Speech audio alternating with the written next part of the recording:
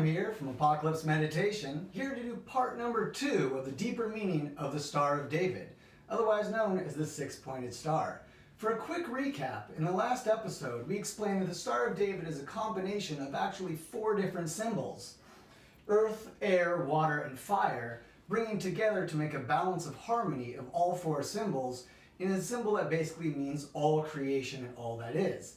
But let's dig a little bit deeper, because there's a lot to unfold here. For example, let's start with one of the first elements. Let's start with the earth here. This is the ancient alchemical symbol of earth, and in the fact of the Star of David, it also represents a few different things. For one, the direction north. Now this is important because if you're trying to navigate yourself in ancient times and you want to know where you are on earth, there's this star, the North Star, that will always tell you pretty much what direction to go.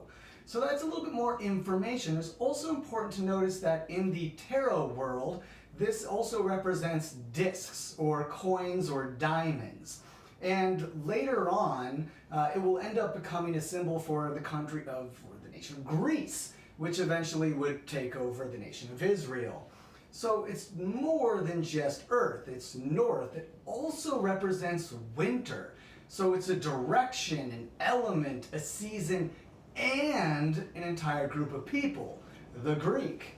And then if we move a little bit forward to air, another important one of the symbols here, we know that air is also a direction. Air symbolizes east.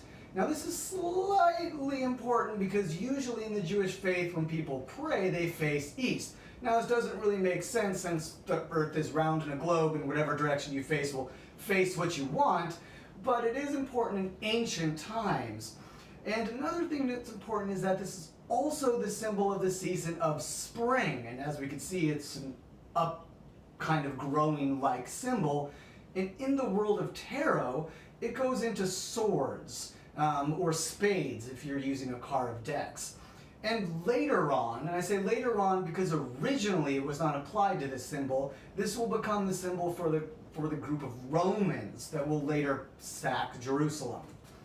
Now as we move forward, we get to water. Now water is a very important symbol for a lot of reasons. It's oftentimes affiliated with the feminine energies and fire with masculine energies, but these are ancient concepts and different to what we hold as modern time concepts. And water also represents the direction west. Now this is important because people in the Middle East, especially the Israelites, if they're living in what's now Israel, they would look west to the Mediterranean, to where the water is. So it makes sense in an actual practical manner to teach your people where to go if they want to hit water and where they want to go if they want to hit more desert.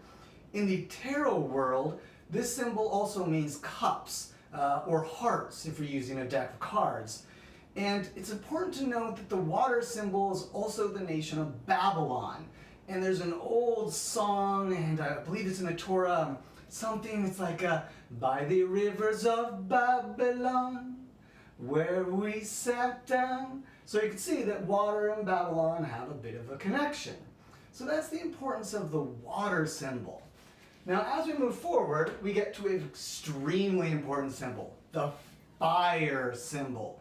Now fire isn't just fire, like how the others aren't just what they are. Fire also represents the direction south. Now this is somewhat important geologically because even though the globe is basically round and we don't really have a down or an up, there is fire at the center of our planet, the center of our earth. And it also represents wands in the world of tarot, or clubs if you're using a deck of cards. Now this is extremely important. The wands and the fire are important because a wand and fire was the original magical implement known as a spindle. The very first time where really something magical appeared in front of a group of people was when someone sat down in front of them, grabbed a stick, a magic wand, and put together what looked like an altar of wood and maybe some stone, and they rubbed on it and they They breathed on it, breath of life, also important. And all of a sudden, in front of these Stone Age people, they had fire, the eternal fire, one of the most important things for us to live, except for its other counterpart, the water.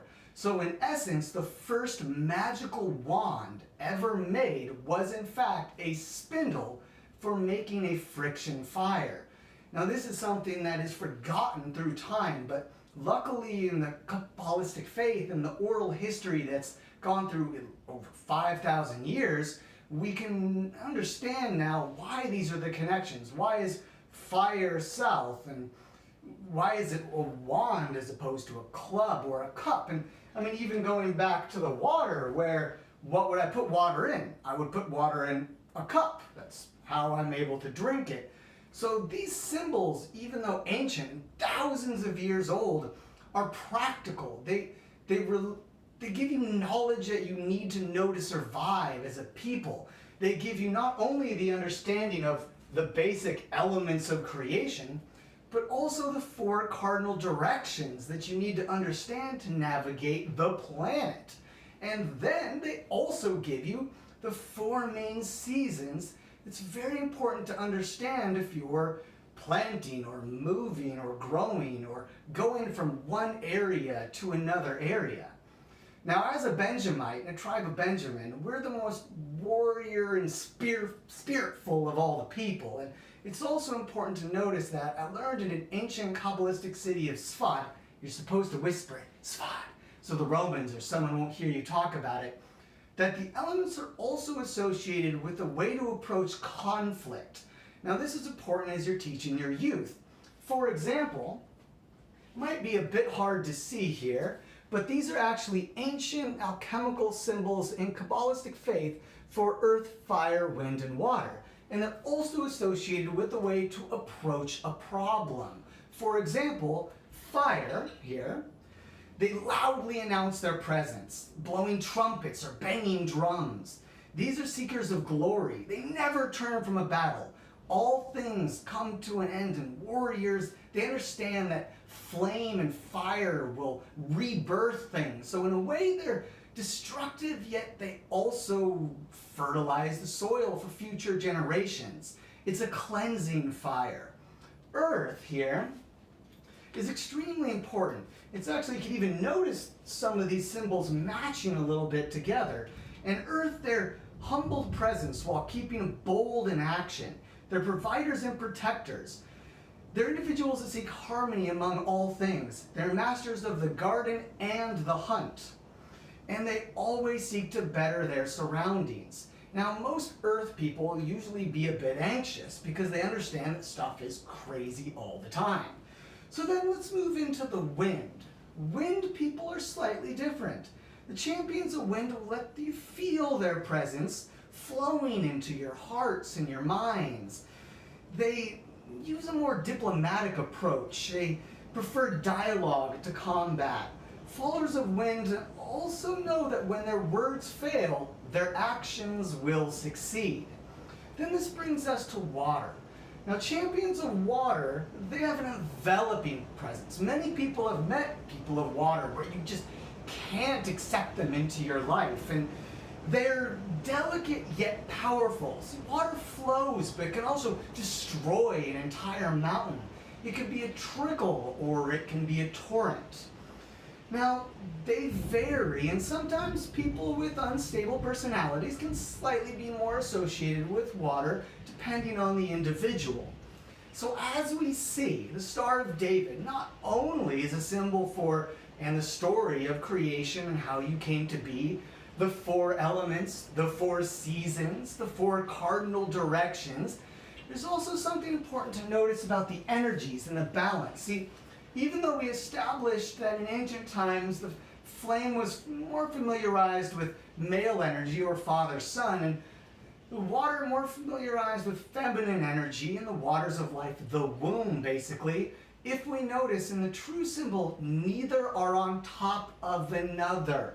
This is very important in the ancient story of Lilith and Eve, of who dominates in the genders or sexes.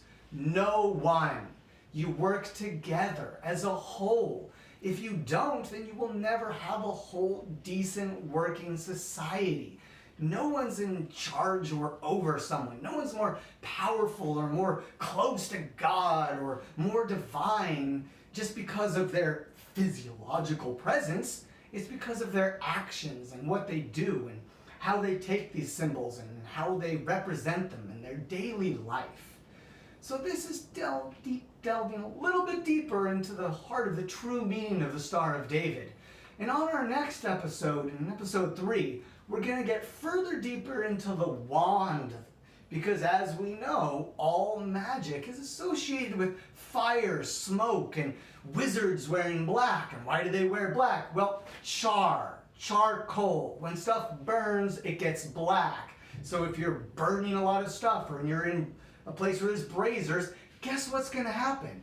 You're going to look black. In fact, many people don't know that we often wear black at during funerals at the cemetery, because in Celtic and a lot of cultures, they burn the dead. So when they burn the dead, there was a lot of ash that flew. So why would you wear white?